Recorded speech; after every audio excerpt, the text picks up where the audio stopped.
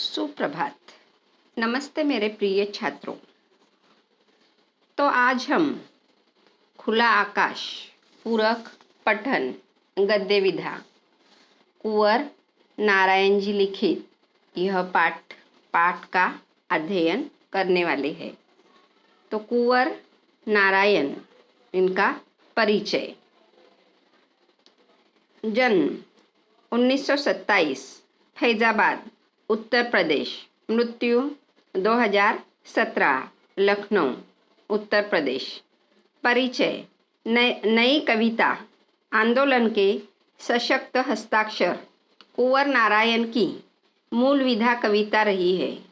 इसके अलावा आपने कहानी, लेख, समीक्षा, सिनेमा, रंगमंच आदि कलाओं पर भी लेखनी चलाई है। आपकी कविता कहानियों का कई भारतीय भाषाओं और विदेशी भाषाओं में अनुवाद हुआ है। आपको भारतीय साहित्य जगत का सर्वोत्तम सम्मान ज्ञानपीठ भी प्राप्त हुआ है। प्रमुख कृतियाँ: चक्रव्यूह, तीसरा सप्तक, परिवेश, हम तुम, आत्मजयी, कोई दूसरा नहीं, इन दिनों आदि यह इनकी प्रमुख कृतियाँ है। तो खुला आकाश यह इनकी डायरी विधा है। तो डायरी यानी क्या, हम देखते हैं जो हमारा सुबह से दिन की हमारे शुरुआत होती है और पूरे दिन भर में हम क्या क्या करते हैं। तो रात को सोने के पहले क्या करते हैं, इसी बहुत सारे लोगों को आदत होती है कि आज का दिन कैसे गया, तो वह पूरा डायरी में लेखन करते हैं और हमारे हाथ से कौन से अच्छे काम हुए, कौन से बुरे काम हुए और उससे हमें क्या सीखना चाहिए। तो यह डायरी विधा, जो डायरी होती है लिखने की आदत, तो यह बहुत अच्छी होती है। तो यह जो पाठ है तो डायरी विधा का ही एक उदाहरण पाठ यहाँ पर लिया गया है और अलग अलग डायरी के पन्ने इस पाठ में लेखक के दिए हुए हैं। तो यह एक डायरी विधा है। कुंवर नारायण जी ने इस पाठ के माध्यम से नगरों की भीड़, वहाँ की जीवन शैली, जीवन के संघर्ष, आत्मचिंतन आदि पर प्रकाश डाला है। लेखक मानते हैं कि व्यक्ति के विकास में आत्मचिंतन का बड़ा महत्व है। इसके द्वारा हम अपनी क्षमताओं के बारे में और अधिक जान सकेंगे, साथ ही अपनी गलतियों से सीख ले सकेंगे। तो हम डायरी के माध्यम से क्या करते हैं, आत्मचिंतन करते हैं और आत्मचिंतन यह बहुत अच्छी बात होती है। तो आत्मचिंतन से अलग अलग बातें हमें सीखने के लिए मिलेंगी। हमारे हाथ से कौन सी गलतियाँ हुई है और वह फिर से गलतियाँ ना हो, हम वही गलतियाँ ना दोहराए। तो इसलिए यह डायरी विधा, डायरी जो लिखने की आदत होती है, तो यह अच्छी बात होती है। तो यह पाठ जो दिया गया है तो डायरी विधा का ही है। तो स्वयं से संवाद करना चाहिए, यह बात लेखक इस पाठ से हमें सिखाना चाहते हैं। अब देखो, अंदर की दुनिया, टाइटल यहाँ पर क्या दिया है, अंदर की दुनिया। देखो, हमारे अंदर की दुनिया बाहर की दुनिया से कहीं ज़्यादा बड़ी है। हम उसका विस्तार नहीं करते, बाहर की अपेक्षा उसे छोटा करते चले जाते हैं और उसे बिल्कुल निर्जीव कर लेते हैं। आज़ादी, पूरी आज़ादी अगर कहीं संभव है तो इसी भीतरी दुनिया में ही, जिसे हम बिल्कुल अपनी तरह समृद्ध बना सकते हैं। स्वार्थी अर्थों में सिर्फ अपने लिए ही नहीं, निस्वार्थी अर्थों में दूसरों के लिए भी महत्व रखता है और स्वयं अपने लिए तो विशेष महत्व रखता ही है। तो अंदर की दुनिया, तो इस पैसेज में लेखक हमें यह समझा रहे हैं कि यह भौतिक जीवन जो है तो यह क्या हुआ है, बाहर की दुनिया, और जो हम आत्मचिंतन करते हैं, जिसे हम मन कहते हैं या बुद्धि जिसे हम कहते हैं, तो यह हमारी क्या हुई है, अंदर की दुनिया हुई है। तो आजकल भौतिक जगत में जीते समय भौतिक जगत की ओर ही ज़्यादातर इंसान यह ध्यान देता चला जा रहा है, और जो हम मन की शांति कहते हैं तो उसकी तरफ उसका बिल्कुल ध्यान नहीं है। तो यहाँ पर लेखक हमें यह समझाना चाहते हैं कि जो हमारी अंदर की दुनिया यानी मन से हम जो विचार करते हैं, तो वह उसमें हमें पूरी तरह से एक तरह से आज़ादी मिलती है। और यह जो भीतरी दुनिया होती है तो बहुत समृद्ध, यानी हम हमारे मन में अलग अलग कल्पनाएं कर सकते हैं, अच्छी अच्छी बातें सोच सकते हैं, और खुद के लिए ही नहीं तो दूसरों के लिए भी यह बातें हम निस्वार्थ भाव से सोच सकते हैं। और उसे फिर जब हम अंदर की बातें मन में हम सोचने लगेंगे तो अपने आप उसी तरह के भौतिक जीवन में भी बर्ताव हम करना सीखते हैं। तो अंदर की दुनिया यानी मन की जो दुनिया होती है, तो यह इसका विस्तार हमें हमारे जीवन में करना चाहिए। मगर आजकल जो इंसान है तो मन के बारे में सोचने के लिए उसके पास समय नहीं रह रहा है, और भौतिक चीज़ों के पीछे वह भागता चला जा रहा है। तो हमें अंदर की दुनिया का विस्तार करना चाहिए। अंदर की दुनिया, इससे यह हमें जो लेखक है कुंवर नारायण जी तो बताना चाहते हैं। अब देखो दूसरा डायरी का पन्ना, मकान पर मकान। जिस गली में आजकल रहता हूँ वहाँ एक आसमान भी है, लेकिन दिखाई नहीं देता। उस गली में पेड़ भी नहीं है, न ही पेड़ लगाने की गुंजाइश ही है। मकान ही मकान है, इतने मकान कि लगता है कि मकान पर मकान लदे हैं। लन फन मकानों की एक बहुत बड़ी भीड़ जो एक संकरी गली में फंस गई और बाहर निकलने का कोई रास्ता नहीं है। जिस मकान में रहता हूँ उसके बाहर झांकने से बाहर सिर्फ दूसरे मकान और एक गंदी व तंग गली दिखाई देती है। चिड़िया दिखती है, लेकिन पेड़ों पर बैठी या आसमान में उड़ती हुई नहीं। बिजली या टेलीफोन के तारों पर बैठी, मगर बातचीत करती या घरों के अंदर यहाँ वहाँ घोंसले बनाती नहीं दिखती। उन्हें देखकर लगता मानो वे प्राकृतिक नहीं, रबड़ या प्लास्टिक के बने खिलौने हैं, जो शायद ही इधर उधर फुदक सकते हो या चू-चू की आवाज़ें निकाल सकते हो। मैं ऐसी संकरी और तंग गली में मकानों की एक बहुत बड़ी भीड़ से, बिजली या टेलीफोन के तारों से, उलझे आसमान से, एक हरियाली के अभाव से जूझते अपने मोहल्ले से बाहर निकलने की भारी कोशिश में हूँ। तो यहाँ पर लेखक कह रहे हैं कि मैं आजकल जिस गली में रहता हूँ, जहाँ पर लेखक का घर है, तो वह घर, उस घर में से ऊपर हम देखते हैं कि आसमान कहीं पर ख़त्म होते हुए हमें दिखाई देता है क्या? नहीं। तो आसमान सभी जगह पर है, मगर लेखक के घर में से आसमान यह दिखाई नहीं देता है। और जहाँ पर भी देखता है लेखक घर के बाहर, तो सभी जगह पर लेखक को मकान ही मकान दिखाई देते हैं।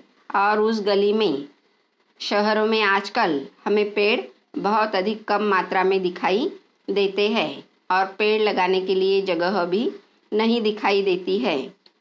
मकान ही मकान दिखाई देते हैं, और मकानों की ही सभी तरह भीड़ दिखाई देती है। लन फन मकाने, यानी कोई जो मकाने हैं तो सबके अलग अलग मकाने यहाँ पर दिखाई देते हैं। यानी जो हम कहते हैं कि लन फन यानी अव्यवस्थित मकाने दिखाई दे रही है। किसी का एक मंजिली होता है तो किसी का दो मंजिली होता है तो किसी का पत्रे का होता है, तो सारे मकान यह अलग अलग दिखाई देते हैं और सभी जगह पर मकानों की भीड़ दिखाई देती है। और घर के बाहर यदि वह लेखक निकलते हैं तो संकरी गली यानी पतली सी गली में से बाहर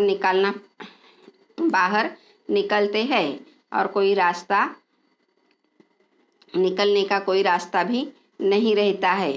तो बाहर झांकने के बाद सिर्फ मकान ही मकान दिखाई देते हैं और बाहर एक गंदी तंग गली दिखाई देती है और कभी कभी चिड़िया भी दिखाई देती है, तो वह पेड़ों पर बैठी हुई नहीं दिखाई देती है या आसमान में पंछी उड़ते नहीं दिखाई देते हैं। तो यह जो चिड़िया होती है, तो जो बिजली के खंभे होते हैं या टेलीफोन के तारों के जो वायर होते हैं, तो उस पर यह चिड़िया बैठी हुई दिखाई देती है और उसके घोंसले भी पेड़ों पर आजकल दिखाई नहीं देते हैं। और वह चिड़िया ऐसे मानो लगती है कि वह प्राकृतिक नहीं यानी नैसर्गिक नहीं है। तो वह चिड़िया कैसे बनी हुई है? रबड़ या प्लास्टिक से खिलौने में जिस तरह से चिड़िया होती है, तो वैसे ही वह चिड़िया दिखाई देती है, मगर वह चू चू की आवाज़ें निकाल सकती है, इस तरह से लेखक कहते हैं। और ऐसी संकरी तंग गली में बहुत सारे मकानों के भीड़ में लेखक का घर है और उस घर से वहाँ पर उस घर के आसपास कहीं पर भी हरियाली दिखाई नहीं देती है और घर के बाहर झांका तो आसमान भी दिखाई नहीं देता है। इसलिए उस मोहल्ले से बाहर लेखक निकलने की कोशिश करता है, मगर आजकल अच्छी जगह पर मकान मिलना यह भी बहुत मुश्किल काम दिखाई देता है। तो अब आगे देखो, सही साहित्य। सही और संपूर्ण साहित्य वह है जिसे हम दोनों आँखों से देखते हैं, सिर्फ बाई या सिर्फ दाई आँख से नहीं। तो यहाँ पर लेखक जो है तो हमें समझा रहे हैं साहित्य यानी क्या, जिसे हम मराठी में वाङ्मय कहते हैं या नॉवेल जो होते हैं, तो वह तो साहित्य में हम देखते हैं कि जो समाज होता है, तो समाज में क्या चल रहा है, किस तरह का बर्ताव व्यवहार हो रहा है, तो वही सारी बातें साहित्य में दिखाई देती है। तो वह साहित्य ऐसा होना चाहिए कि उसमें सच्चाई होनी चाहिए। वह हम आँखों देखी सच्चाई यानी सच बात कब मानते हैं? जब हम हमारे आँखों से देखते हैं, कानों से सुनते हैं, तो ही हमें सच बात का पता चलता है। तो उसी तरह कौन से भी आँख से देखो तो वह सही साहित्य हमें दिखाई देना चाहिए। देखो, जाने खुद को। बिल्कुल चुपचाप बैठकर सिर्फ अपने बारे में सोचें। कोशिश करें कि दूसरे या सब कहीं भी उस आत्मचिंतन के बीच में ना आए। इससे दो फायदे होंगे। एक तो हम अपने को जान सकेंगे कि हम स्वयं क्या है, जो दूसरों के बारे में सब कुछ जानने का दम रखते हैं। दूसरे, हमारे उस हस्तक्षेप से दूसरों की रक्षा होगी, जिसके प्रतिक्षण मौजूद रहते वे अपने बारे में न तो संतुलित ढंग से सोच पाते हैं, न सक्रिय हो पाते हैं। दूसरों की सोच समझ में भी उतना ही भरोसा रखें जिनमें हमें अपनी सोच समझ में है। हर एक के प्रति हमारे मन में सहज सकारात्मक स्वीकृति का भाव होना चाहिए, दूसरा अन्य नहीं। अंत में है हमारे ही प्रतिरूप, हमसे अलग या भिन्न नहीं। तो यहाँ पर जो लेखक है कुंवर नारायण जी, तो यह हमें जाने खुद को, तो बिल्कुल चुपचाप शांत बैठकर सिर्फ खुद के बारे में सोचने के लिए कहते हैं। और यह जब हम आत्मचिंतन खुद का कर रहे हैं तो इसमें आत्मचिंतन के दो फायदे होंगे कि आत्मचिंतन से हम खुद को जान सकेंगे या स्वयं को जान सकेंगे।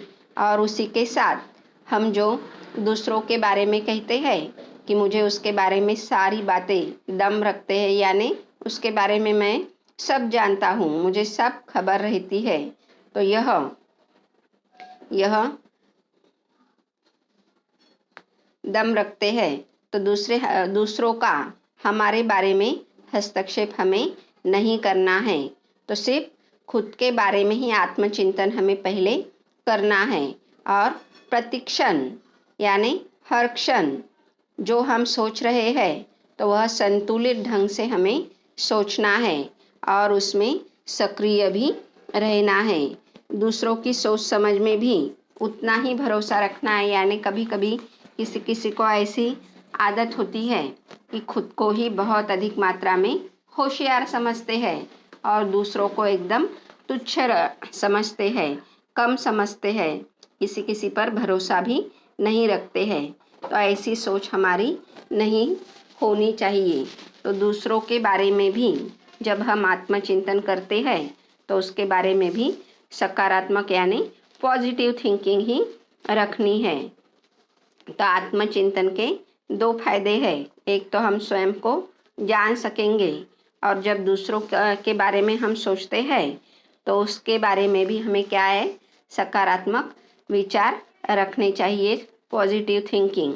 यानी अंत में जब हम यह आत्मचिंतन करते हैं तो फिर हमें आत्मचिंतन में हमारे ही प्रतिरूप यानी अलग अलग रूप या हमसे अलग या भिन्न नहीं है। तो हमारी सोच जिस तरह से होती है उसी तरह हम हमारे आत्मचिंतन में हमें दिखाई देंगे। तो यहाँ पर आत्मचिंतन करने के लिए लेखक यहाँ पर कहते हैं और आत्मचिंतन के बहुत सारे फायदे भी होते हैं। तो इसका जो आगे का पाठ है तो हम कल की तासिका में देखेंगे। तो जो भाग मैंने पढ़ाया है तो वह भाग आपको पढ़ना है और आगे के भी डायरी के पन्ने जो दिए हुए हैं तो वह भी आपको पढ़ने हैं। तो धन्यवाद।